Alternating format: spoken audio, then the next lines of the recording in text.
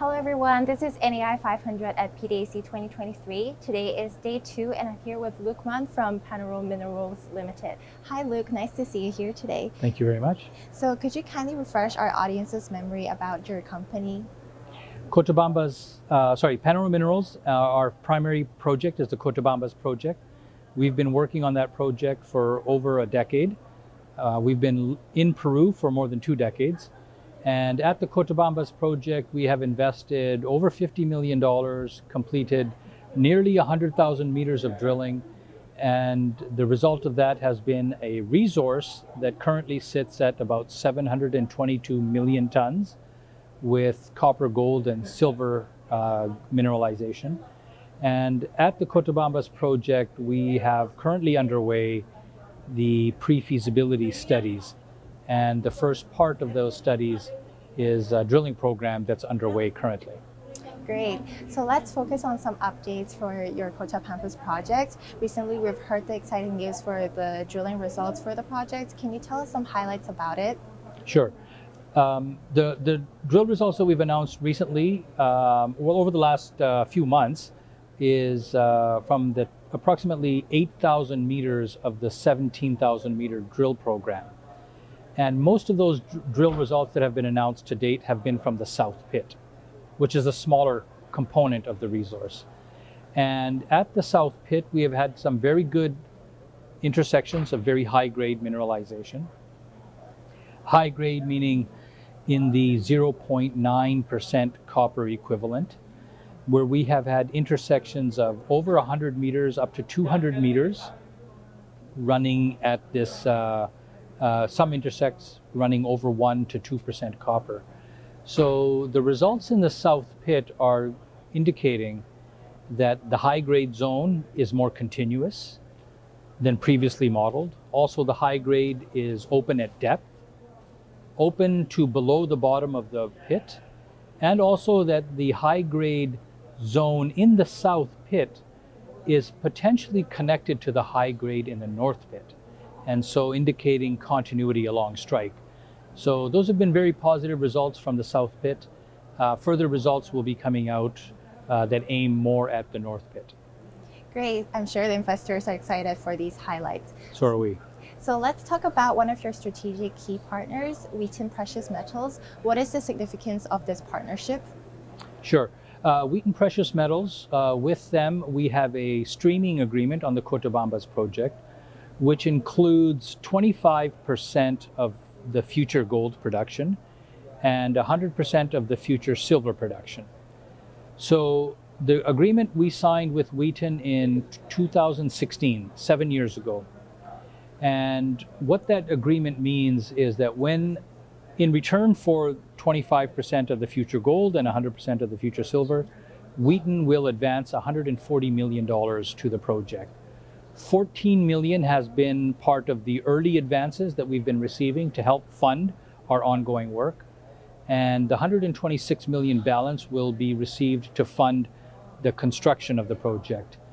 What that means is an important stamp of credibility to the project, where at a very early stage, a very prominent and experienced company like Wheaton Precious Metals has made a fairly large commitment to the future development of the Cotabambas project. I see. So let's talk about the future for copper. Do you think there will be a bull run in the future since there's an increase in demand, but the supply deficit situation is still going on at the moment? Yeah, I think what we're entering in copper is more than a bull run. I think it's more than a super cycle. I think it's a new era of copper where the global drive towards first decarbonization, which means the greater use of electrical energy generated from sustainable sources, which means more copper in distribution and network, distribution and transmission of electrical power. It means more copper in electric vehicles. That phenomena, together with the base case demand for copper coming from the industrialization and urbanization of the developing parts of the world, means that copper will play a role in the next 50 to 100 years that oil played in the last 50 to 100 years. So I think within this new era, we might have other super cycles within this era. We might have other bull and bear markets within this era. But I think we're on the verge of a new era for copper demand. This sounds very interesting. So for your management team, do you have any track records that you'd like to share with us? Our management team has been together for over a decade, including our VP Exploration, VP Operations, and now newly added VP Project Development. In the 10 plus years that we've been together, we took the Cotabambas Project from zero to 70 million ton resource first, then secondly to a 400 million ton resource, now to a 722 million ton resource with a positive PEA, and we've brought in key strategic partners in this process. So notwithstanding what we did in our previous lifetime, our previous careers, I think the last decade to a decade and a half, we've demonstrated that we can responsibly invest our investors' capital and grow a very significant copper project. Perfect. So lastly, I would like to ask, how do you stand out from your peers in Peru? First of all, as I mentioned, in the last decade, we have grown our resource significantly. So that stands out.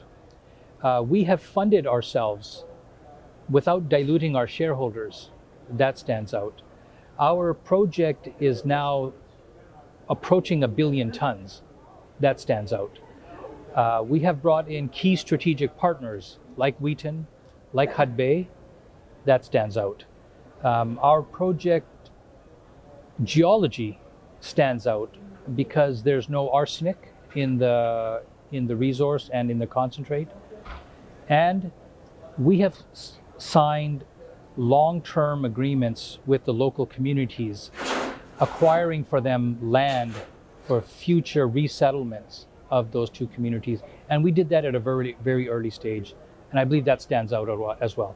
So we've been quite pleased with what we've done through very difficult 10 years. Amazing. Thank you so much, Lou, for being here with me today. Sure. No, thank you. Thank you.